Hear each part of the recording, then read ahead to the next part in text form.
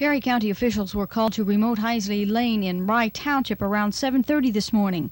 Neighbors had discovered a blue Mercury bobcat stopped in the middle of the southbound lane. I was on my way from the house here over to the barn, which is a quarter mile, to tend to livestock, and there was a car in the lane between the buildings with the engine running, the lights on, the window down, and a man slumped over in the seat. So having a little bit of first aid training, I thought I'd better stop and check because he didn't actually look drunk or sleeping. I checked for a pulse and there wasn't any. So I came back home and called the state police. Mrs. Heisley saw lights in the same area around 5 o'clock this morning, but neither heard any unusual noises. Heisley described the man as a white male around 30 years of age. There was blood trailing from the top of his head, and apparently a large amount of blood had come from his nose.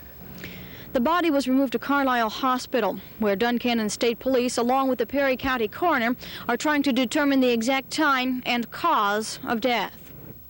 This incident has made the Heisleys think Rye Township may not be quite as safe as it once was.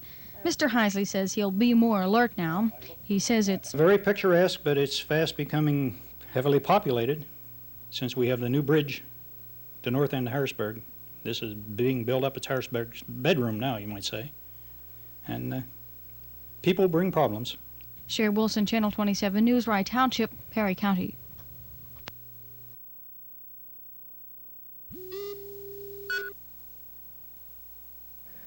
"35-year-old Dennis Matatal was found dead in his Mercury Bobcat in Rye Township, just 2 miles west of Marysville, early Sunday morning.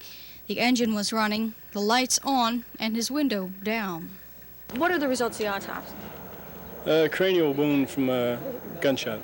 Was it close proximity? This I can't say at this time. And did it seem like it occurred while he was in the vehicle? I believe it did, yes.